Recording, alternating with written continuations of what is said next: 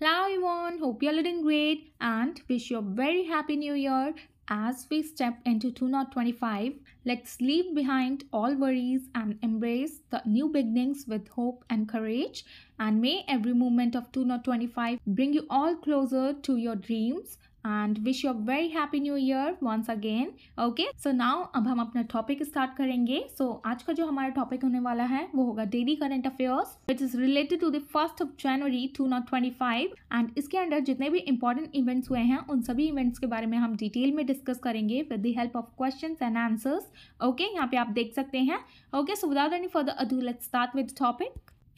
So first question is, which country has recently launched the CR450 prototype, the world's fastest high-speed train? तो world की सबसे fastest high speed train किस country ने launch करी है जिसका नेम है CR450 prototype? So correct answer is China. तो यहाँ पे आप देख सकते हैं चाइना ने अभी रिसेंटली लॉन्च की है वर्ल्ड की फास्टेस्ट हाई स्पीड ट्रेन. सो इसके बारे में हम डिटेल में जान लेते हैं. ये वर्ल्ड की सबसे फास्टेस्ट हाई स्पीड ट्रेन है with test speed of 450 kilometre per hour and ये इसकी जो कमर्शियल स्पीड होगी वो होगी 400 kilometre per hour. Okay, and इसको डेवलप किया गया है through 2 lakh kilometre of test, 300 simulations and 2000 platform test. तो ये सारे टेस्ट हो जाने के बाद ही इसको अप्रूवल मिला है इस वर्ल्ड की फास्टेस्ट हाई स्पीड ट्रेन को. ओके, एंड इसका जो फीचर है वो इंक्लूड करता है water cool traction, high stability bogies and a 20% reduction in every use. Okay, तो ये भी आप याद रखिएगा. एंड ये एनहांस करेगा पैसेंजर्स के कंफर्ट को with noise reduction, spacious cabin and storage for bicycles and wheel chairs. तो ये सारी चीज़ें इसमें अवेलेबल रहेंगी, ये सारी फैसिलिटीज़ इसमें प्रोवाइड की जाएंगी जैसे कि नॉइस रिडक्शन हो ताकि आपको कोई शोर शराबा ना नजर आए, एकदम साइलेंस रहेगा इस ट्रेन में, काफ़ी स्पेशियस कैबिन मिलेंगे इसमें एंड स्टोरेज की फैसिलिटी भी प्रोवाइड की जाएगी. जैसे कि अगर आप बाइसाइकिल से ट्रैवल कर रहे हैं एंड बीच में आपको इससे भी ट्रैवल करना पड़ रहा है इस फास्टेस्ट हाई स्पीड ट्रेन से, तो आप ये उसको वहाँ पे रख सकते हैं या फिर व्हील चेयर भी आप इस पर रख सकते हैं, इतना स्पेस इसमें रहेगा. ओके, एंड ये अलाइन करती है with China's plan to expand its rail network to 70,000 kilometre by 2035. And ये जो है ये वर्ल्ड की फास्टेस्ट ट्रेन जो है ये अपने नेटवर्क को भी एनहांस करेगी, एक्सपैंड करेगी 2035 में 70,000 किलोमीटर तक. ओके, तो ये चीज़ें आप याद रखिएगा. एंड यहाँ पे आप देख सकते हैं इसको जो डेवलप किया है ये डेवलप किया गया है China state railway group company के द्वारा. एंड ये एक वर्ल्ड क्लास ट्रेन है जो कि वर्ल्ड की फास्टेस्ट बुलेट ट्रेन है जो कि टेंड करती है to give serious competition to aeroplanes in terms of money.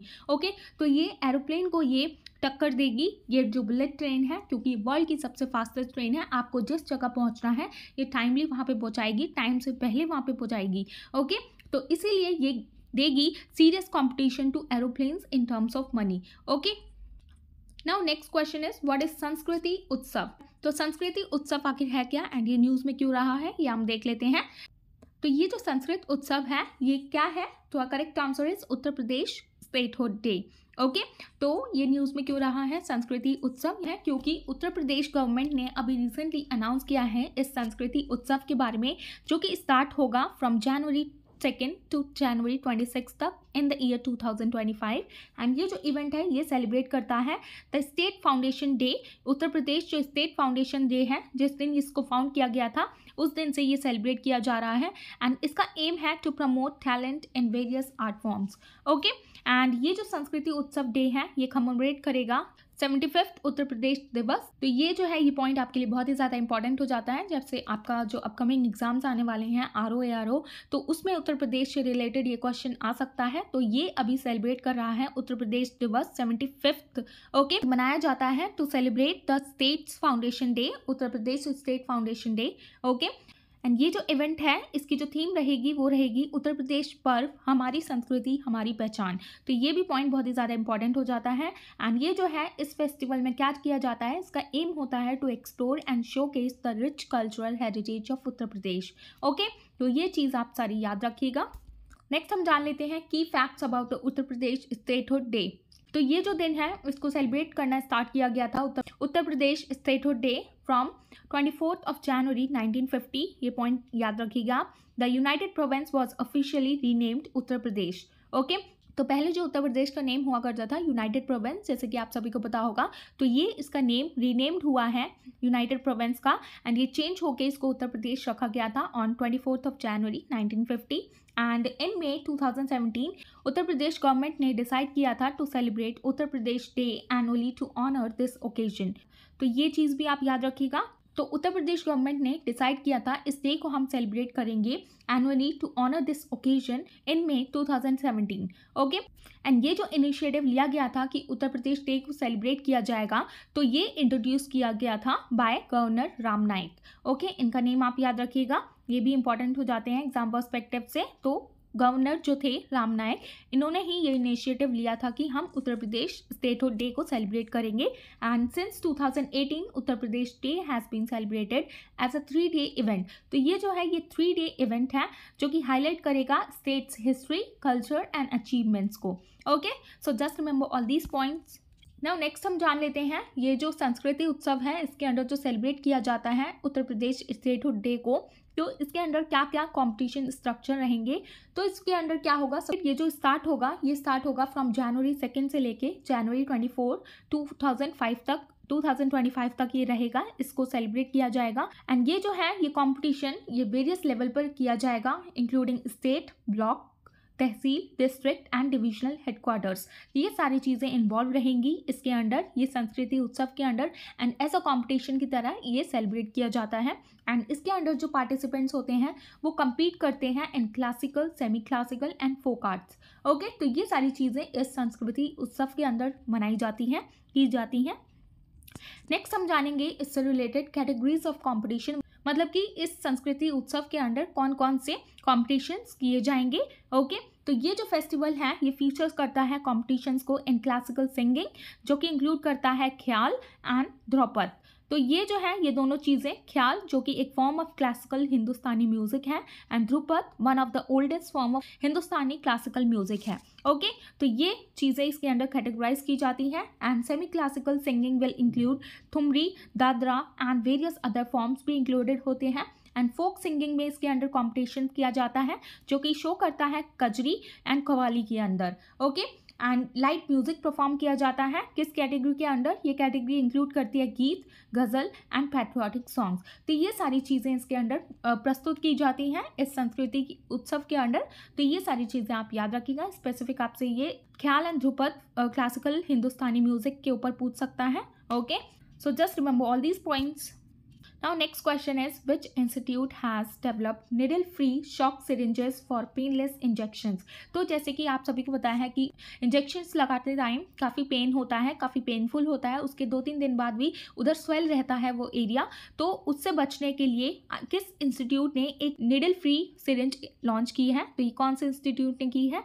तो correct answer is IIT Bombay. तो इसके बारे में हम डिटेल में जान लेते हैं। तो IIT बॉम्बे ने अभी रिसेंटली डेवलप की है needle free syringe for painless drug delivery, reducing skin damage and infection risk. Okay, तो ये इसलिए ये पेनलेस ड्रग डिलीवरी सिरिंज बनाई गई है। एंड ये जो सिरिंज है ये यूज़ करती है high energy shock waves to create a microjet of liquid drug that penetrates the skin without needles. Okay, इसके बारे में हम डिटेल में जानेंगे कि ये कैसे वर्क करती है। एंड ये कंसिस्ट करता है एक driver driven section and drug holder powered by pressurised nitrogen gas.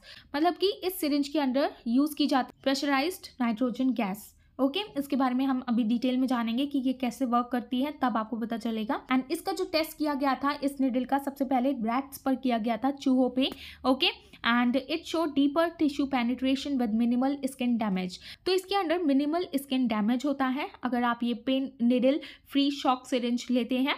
And ये जो डिवाइस है ये सपोर्ट करता है over 1000 uses needing only nozzle replacement, making it cost effective. तो यहाँ पे आप देख रहे हैं ये नोजल है, ये इस सिरिंज को आप 1000 बार रिपीटेशन में यूज़ कर सकते हैं, बस आपको इसका नोजल चेंज करना पड़ेगा। And it could accelerate immunisation drives like mission Indradhanush and lower risk of needle related infections. Okay, तो ये सारी चीज़ों के बारे में आप याद रखिएगा। आगे हम और डिटेल में जान लेते हैं इससे रिलेटेड, तब आपको सारी चीज़ें और डिटेल में क्लियर हो जाएंगी।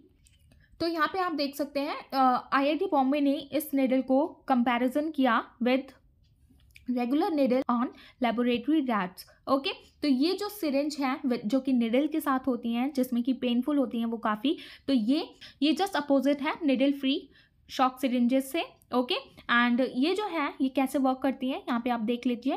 तो ये जो शॉक सिरिंजेस हैं ये रिलाई नहीं करती हैं on piercing the skin with a sharp tip. मतलब कि जैसे आपने वो इंजेक्शन देखे होंगे, आगे एक शार्प टिप होती है जिसको वो पेनिट्रेट किया जाता है स्किन के अंदर, तो इसके अंदर वो प्रोसेस किया ही नहीं जाएगा, पियर्सिंग नहीं की जाएगी स्किन के अंदर, तो फिर कैसे ये इसको यूज़ किया जाएगा, आपको क्वेश्चन आ रहा होगा ये। तो instead of that it uses high energy pressure waves, यानी कि शॉक वेव्स। तो इसका आप ये नाम सुन रहे होंगे कि शॉक सिरिंज आखिर है क्या। तो ये शॉक वेव्स मतलब कि जैसे कि आप उसको दबाएंगे अंदर की साइड, जैसे वो पीछे की साइड वो होता है, इसको आप प्रेशराइज देते हैं आगे की साइड में, तब वो पेनिट्रेट करती है निडल, बट इसके अंदर वो पेनिट्रेशन वाली निडल होती ही नहीं है, एक वहाँ पे होल सा होता है, बहुत स्मॉल होल होता है वो, ठीक है, यहाँ पे निडल में आप देख सकते हैं ये।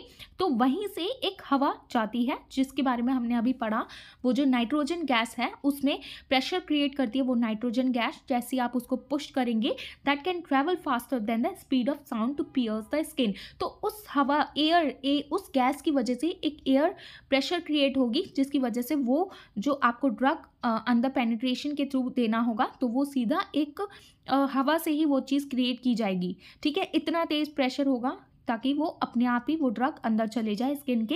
एंड दीज वेव्स, वो एक वेव्स की तरह होती है, and these waves when generated compress the sounding medium such as air और liquid through which they travel. Okay, I hope आपको ये समझ में आया होगा पूरा प्रोसेस। तो ये जो पूरा प्रोसेस है ये सिमिलर है just like sonic boom. Sonic boom आपने एक प्रोसेस देखा होगा, when an aircraft flies faster than the speed of sound it creates a shock waves that push and disturb the air. तो मतलब कि जैसे कि अगर कोई एरोप्लेन जा रहा है, ठीक है, सोनिक मिसाइल जा रही है, तो वहाँ पे एक एयर होती है, एयर को वो पार करते हुए उसके बीच में से निकल जाता है, तो ये उसी प्रोसेस की तरह है, ये सोनिक बूम की तरह। ओके, तो ये सारी चीज़ें आप याद रखिएगा। तो ये जो प्रोसेस है सोनिक बूम, ये बताया गया था, पूरी एक्सप्लेन किया गया था प्रोफेसर मेनेंजिस के द्वारा। Okay, so just remember all these points. Now next question is विवाद se Vishwas scheme 2.0 is associated with which sector? तो विवाद से विश्वास स्कीम किससे रिलेटेड है? रिसेंटली अभी इसको लॉन्च किया गया था 2.0 जो कि है, तो correct answer is it is related to taxation. Okay, इसके बारे में हम डिटेल में जान लेते हैं। तो रिसेंटली अभी central board of direct taxes which is abbreviated as CBDT, तो उसने एक्सटेंड की है deadline for the Vivad se Vishwas scheme to January 31, 2025 from December 31, 2024, ठीक है। एंड इस स्कीम को अनाउंस किया गया था रिसेंटली अभी यूनियन बजट के अंडर 2023 टू 2024 में।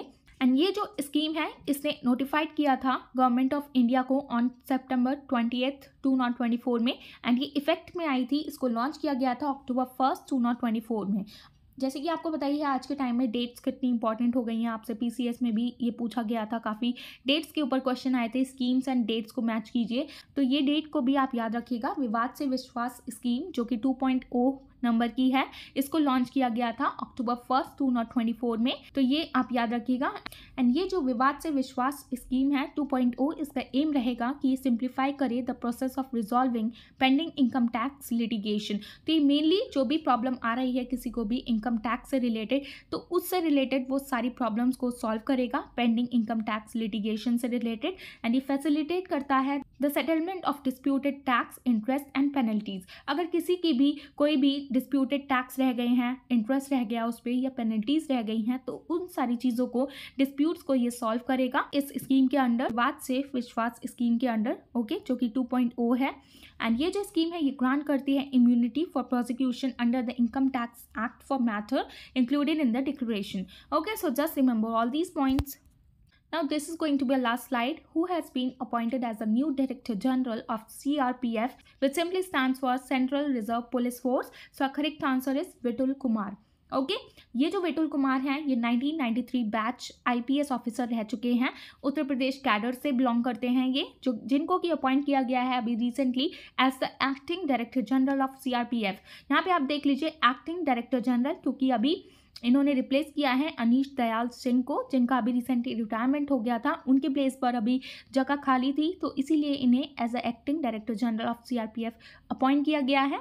एंड ये जो है ये बॉर्न हुए थे Vipul Kumar ji, born in Bhatinda Punjab, and ये होल्ड करते हैं a degree in electronic engineering, जो कि एनहांस करती है इनकी analytical skills in law enforcement. Okay, so इनका नेम आप याद रखिएगा। ये जो है ये एक्टिंग डायरेक्टर जनरल हैं of CRPF. Okay, so just remember all these points. So this is the end of the topic, and I hope you found this video informative. And if you found this video informative, please give it a thumbs up. And for more informative videos, please like, share and subscribe to my channel, which is Shivi Study Education. And thanks for watching. Bye bye. Take care. Also in the next one.